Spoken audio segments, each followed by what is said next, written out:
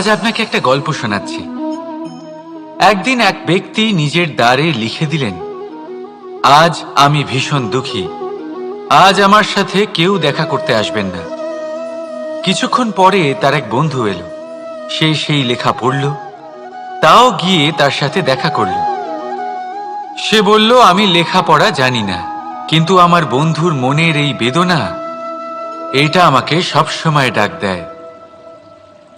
এরাই হলো আসল বন্ধু। কোনো কারণে আপনি যদি দুঃখ পান, কোনো সমস্যার সমাধান না বের করতে পারেন, এই সংসার থেকে আলাদা হয়ে যেতে চান, তাও এই বন্ধু আপনার সাথেই থাকবে। সমস্যার সমাধান না দিতে পারলেও আপনার সম্বল হয়ে অবশ্যই থাকবে। হয়তো আপনার দুঃখ কম করতে পারবে না, কিন্তু আশার আলো অবশ্যই দেখাবে। যখন আপনি সংসারের থেকে আলাদা হয়ে যান, তখনও আপনার সাথে যুক্ত থাকে আপনার এই বন্ধু, আসল বন্ধু। এবারে আমরা মানুষেরা বড়ই বিচিত্র। তারা সব সময় যে কোনো জিনিসের মাহাত্ম্য দুবার বুঝতে পারে। এক, তা পাওয়ার আগে। দুই, তা হারাবার পরে। এবারে ঠিক এরকমই আমাদের বন্ধুরাও হয়। যদি আজ আপনার বন্ধুরা আপনার সাথে থাকে, তাদের প্রতি কৃতজ্ঞ থাকুন, তাদের প্রসন্ন রাখুন, তাদের মাহাত্ম্য বুঝুন। কারণ একবার আপনি এদের হারালে, অনুতাপ করলেও আর এদের ফেরত পাবেন না। তাই ভালোবাসুন, বন্ধুত্ব বজায় রাখুন, আর আমার সাথে প্রসন্ন হয়ে বলুন, রাধা রাধা। এই লক্ষ্য আসলে কি? এই লক্ষ্য তাই যা আমরা পেতে চাই। এই সংসারে সুখী কে হয়? সুখী সেই যে তার লক্ষ্য পেয়ে গেছে। দুঃখী কে হয়? দুঃখী সেই যে তার লক্ষ্য এখনো পায়নি। এবারে প্রশ্ন এখন এটাই যে লক্ষ্য সবাই পেতে চায়, লক্ষ্য পাওয়ার জন্য সবাই প্রাণপণ চেষ্টাও করে, তাহলে সবাই তাদের লক্ষ্যে পৌঁছতে পারে না কেন? ঠিক আছে, কোথাও না কোথাও কিছু না কিছু কমতি থেকেই যায়, যাই বাধা থাক। আজকে আমি আপনাকে একটা উপায় বলবো এই লক্ষ্য পাওয়ার জন্য।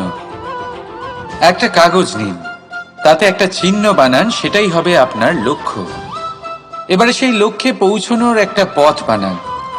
এবারে এই যাত্রাকে ভিন্ন ভিন্ন ভাগে বিভাজন করে দিন। এবারে এটা হলো আপনার পরিকল্পনা। এবার এই পরিকল্পনা ক্রমানুসারে আপনি পালন করতে থাকুন, এটাই হবে আপনার চেষ্টা। এবার এইভাবে যদি আপনি চেষ্টা করতে থাকেন, যাই আপনার কল্পনা হোক না কেন, তা বাস্তব অবশ্যই হবে। তাহলে এই কল্পনাকে বাস্তবে রূপান্তরিত করুন। এইভাবেই নিজের পরিকল্পনা পালন করতে থাকুন। আপনার যাই কল্পনা থাকুক বা যাই লক্ষ্য থাকুক, তা বাস্তবে পরিণত হয়ে আপনার হাতে অবশ্যই আসবে। রাধা রাধা। সময়, কথায় বলে সময়ের পূর্বে কিছুই হয় না। প্রতিটা ঘটনার একটা সময় থাকে। সময়ের আগে না সূর্যোদয় হয় আর না সূর্যাস্ত হয়। সময়ের পূর্বে গাছে না ফুল ফোটে না ফল ধরে। কিন্তু একটা কথা ভেবে দেখুন, যদি বর্ষা আসার আগে কৃষক ভূমিকে না প্রস্তুত করে, বীজ রোপণ না করে, তাহলে কি ফসল ফলবে?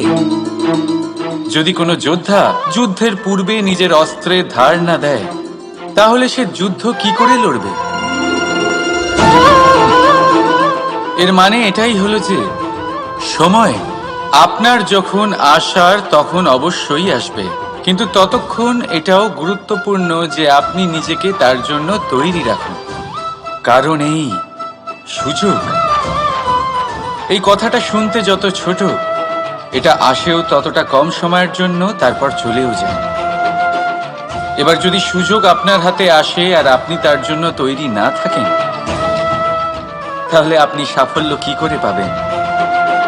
তাই আপনি সঠিক সময়ের জন্য অপেক্ষা করুন, সেই সুযোগের জন্য অপেক্ষা করুন, কিন্তু ততক্ষণ নিজের চেষ্টার দ্বারা নিজেকে আরো সক্ষম করে তুলুন, কারণ সাফল্য আপনার জন্য অপেক্ষা করছে। শুধু আপনি তার জন্য তৈরি থাকুন। রাধা রাধা। ক্রোধ। লোকে বলে যে এই ক্রোধ পাপেরই মূল। কিন্তু সত্যি কি এই ক্রোধ পাপের মূল? একটু ভেবে দেখুন, এই ক্রোধ বাস্তবে আসলে কি? এই ক্রোধ একটা অনুভূতি যা আপনার মধ্যে হঠাৎই অসীমিত তেজ সঞ্চালন করে। এবারে আমি আপনাকে কিছু উদাহরণ দিচ্ছি যাতে আপনি বুঝতে পারেন যে ক্রোধ আপনার জন্য ভালো কি না।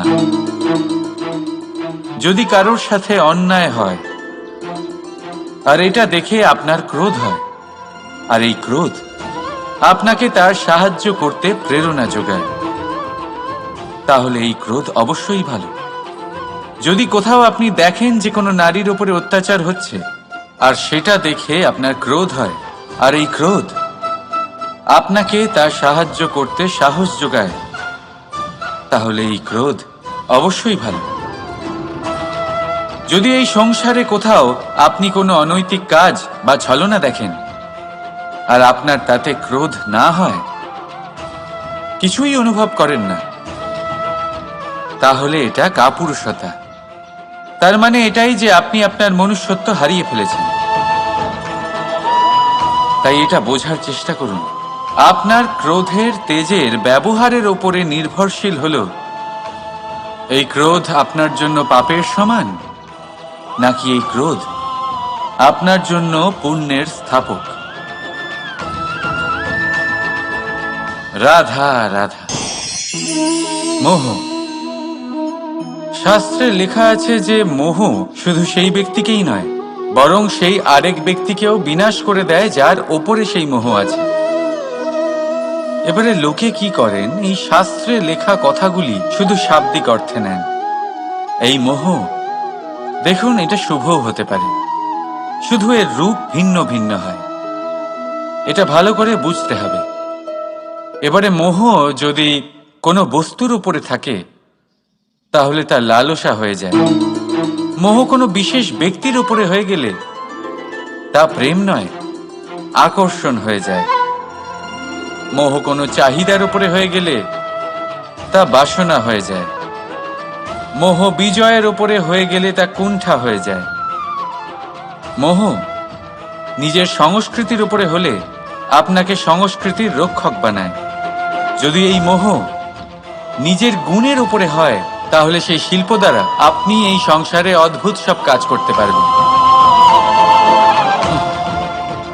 এবারে এটা আপনার উপরে নির্ভরশীল যে এই মোহকে আপনি সৃজনের আধার বানাতে চাইবেন নাকি বিনাশের অস্ত্র বানাতে চাইবেন। ভেবে দেখুন, সিদ্ধান্ত আপনার। রাধা রাধা।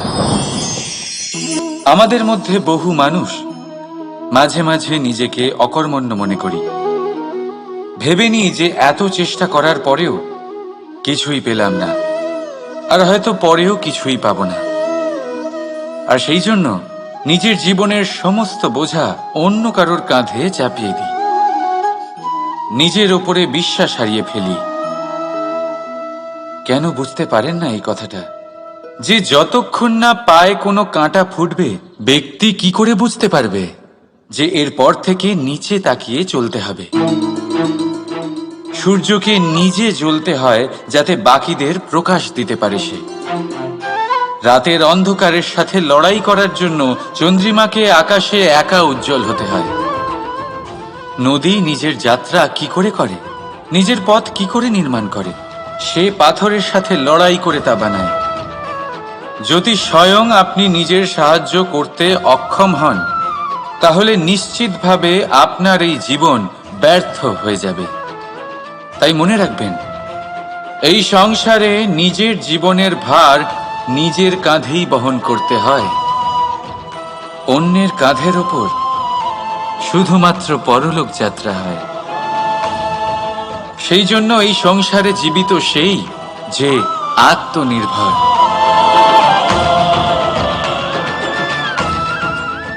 রাধা রাধা।